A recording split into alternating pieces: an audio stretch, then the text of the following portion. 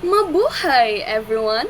I am Rodeline Claire Arsuyum, and today I will be presenting my Tacloban City Tourist Transportation Plan proposal, a strategic transportation plan designed to improve tourist mobility, accessibility, and connectivity within Tacloban City. Tacloban serves as the gateway to Eastern Visayas and welcomes thousands of visitors every year.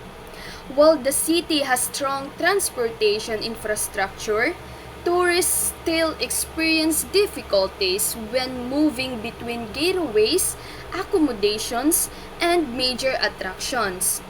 This proposal aims to address these mobility challenges through an integrated, accessible, reliable, and tourist-friendly transportation system that enhances the overall visitor experience while supporting sustainable tourism development.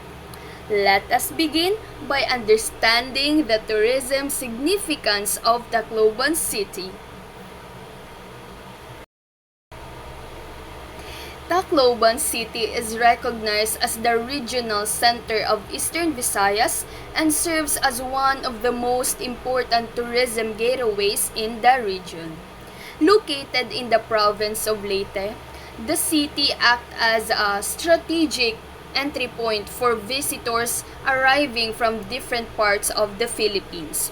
Tacloban tourism identity is built around four major themes.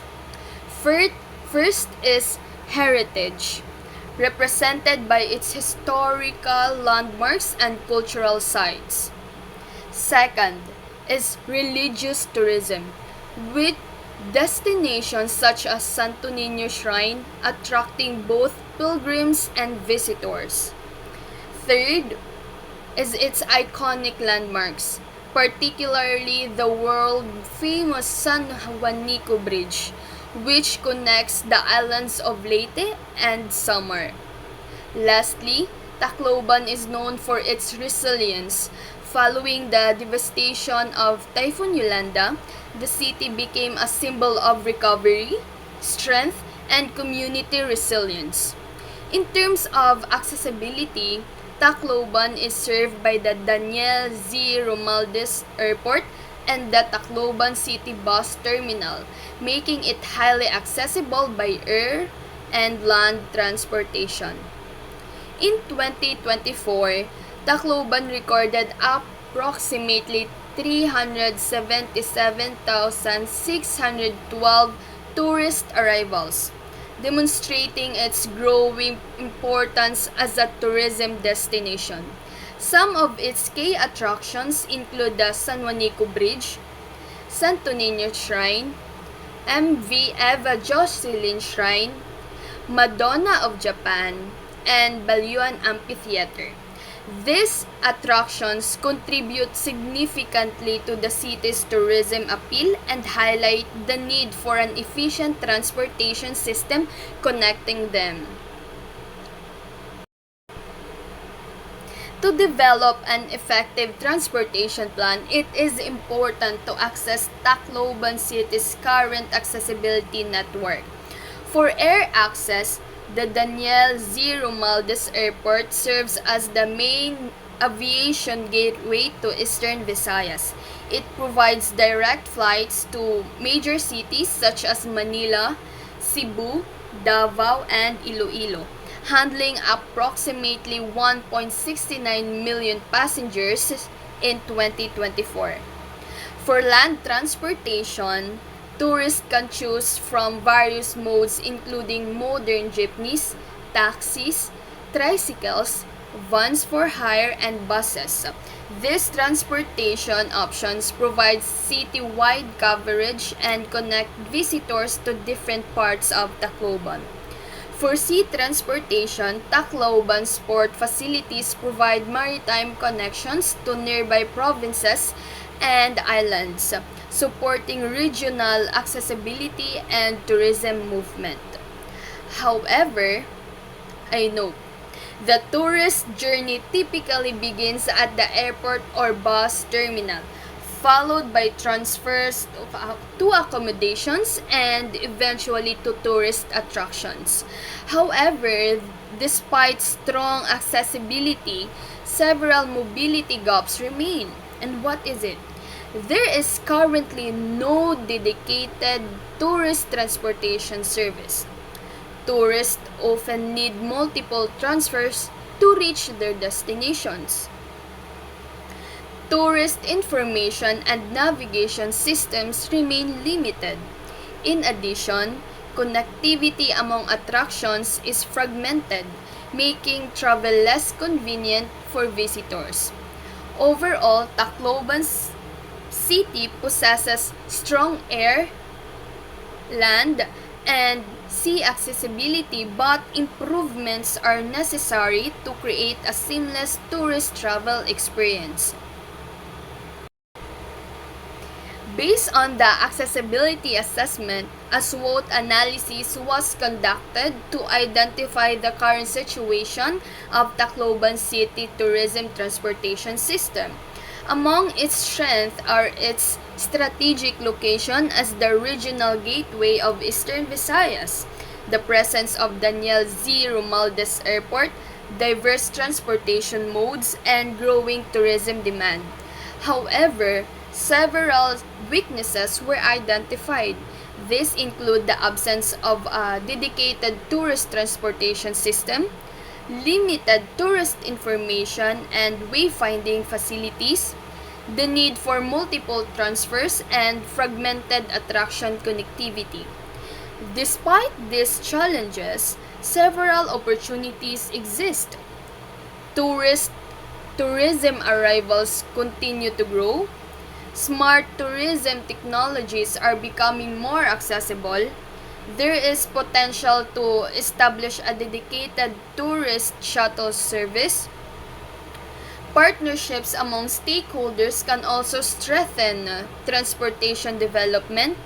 On the other hand, threats include traffic congestions, climate-related disruptions such as typhoons, rising fuel costs, and inconsistent service quality. From this analysis, four major problem statements were identified. First, Tacloban lacks a dedicated tourist transportation service.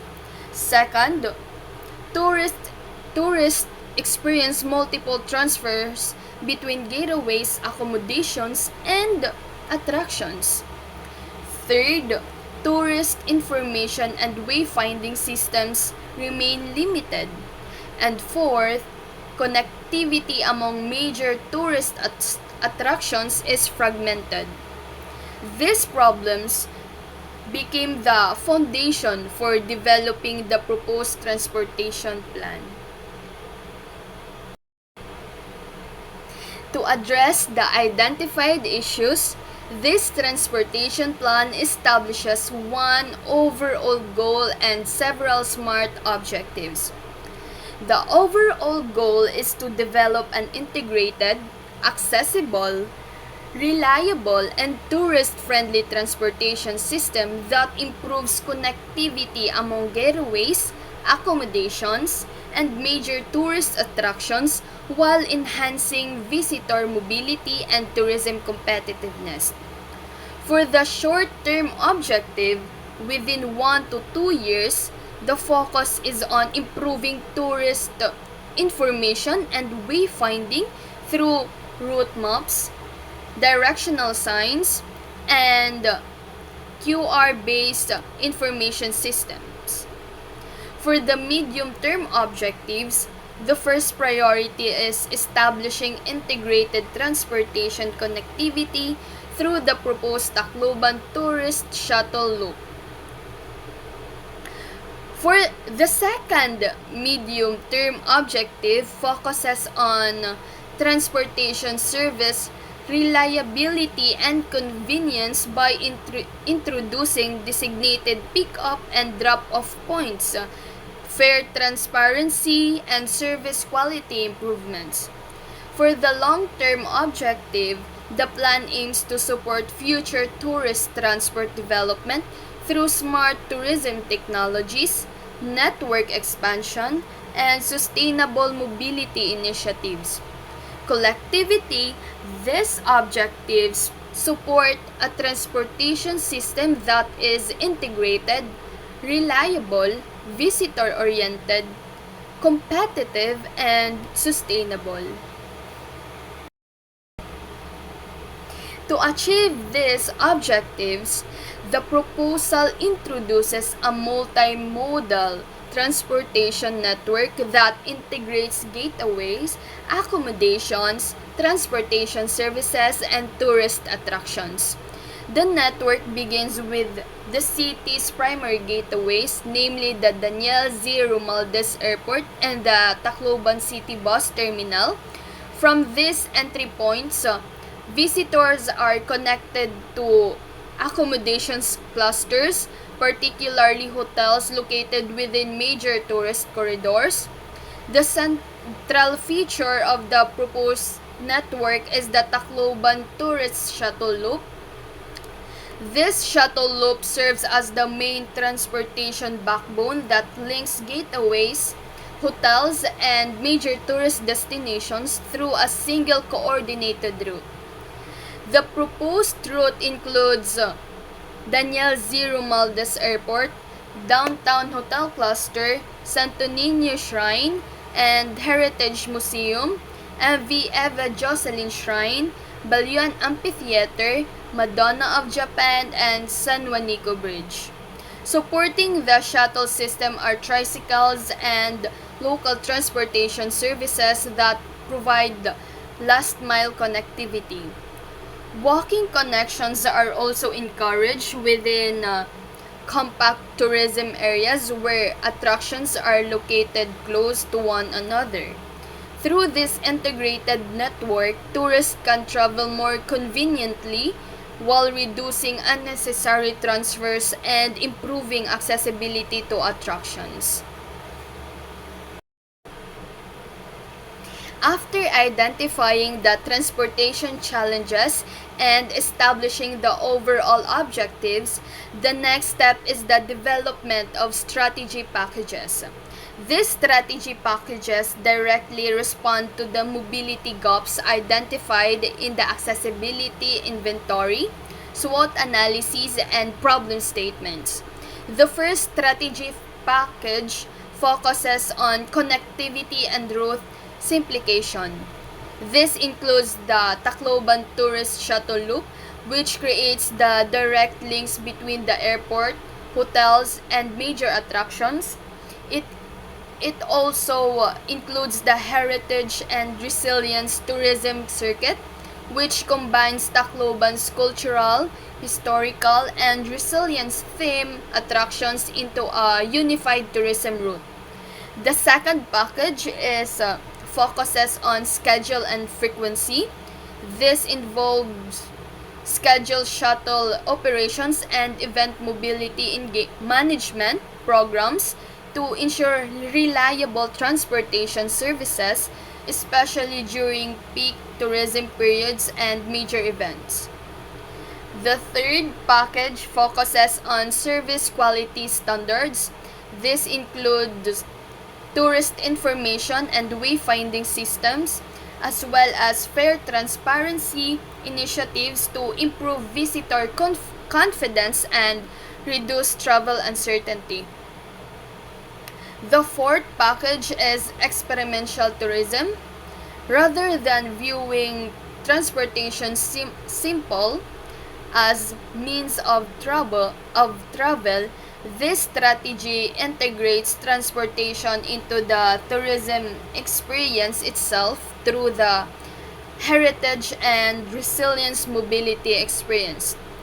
Lastly, the fifth package promotes sustainability through organized tourist movement systems and walkable tourism zones that encourage environmentally friendly and efficient mobility.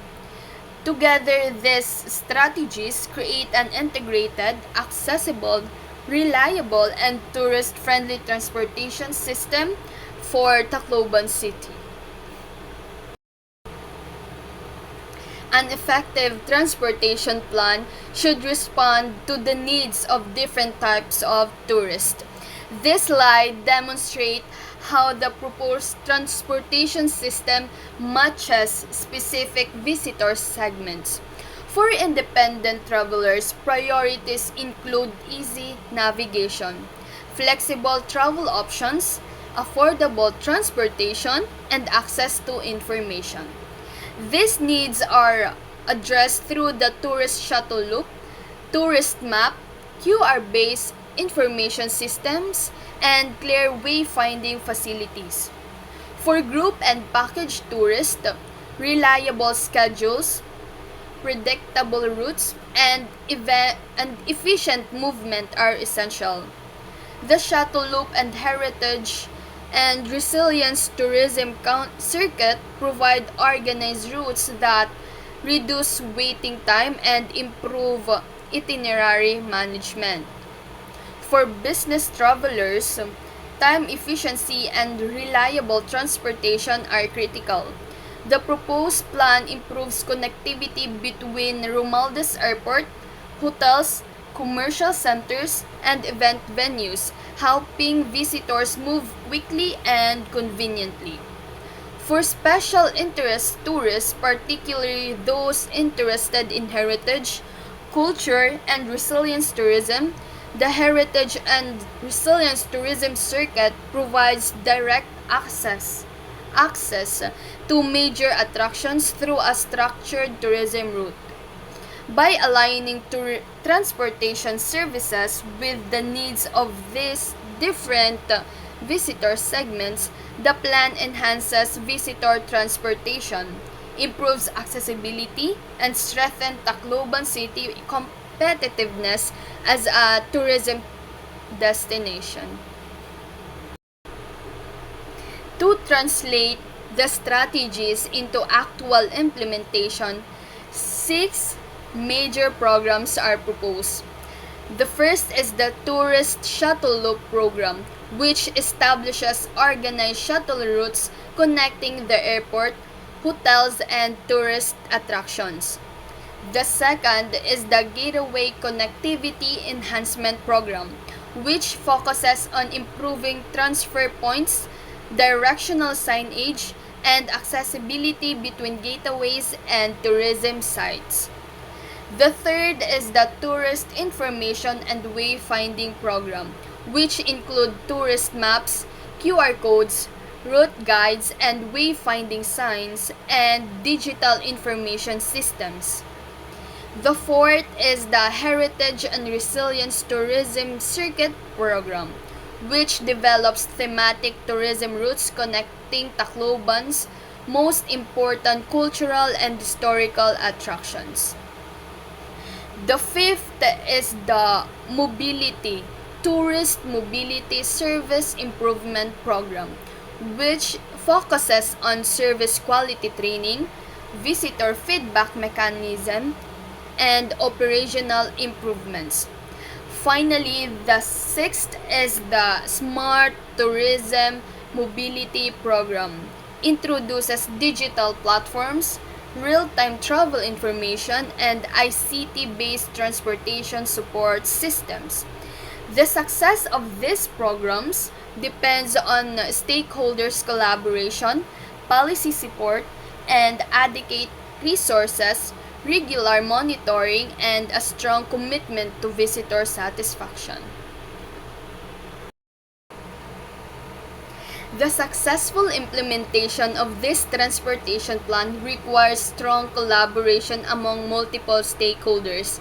As at the center is the Tacloban Tourist Transportation Plan, supported by both public and private sector partners. The City of Government of Tacloban provides policy direction, planning, regulation, and program oversight through the Tourism Office, Planning and Development Office, and Traffic Management Office. Transport operators, including shuttle operators, jeepney operators, and tricycle associations, are responsible for daily operations, route compliance, and safety standards.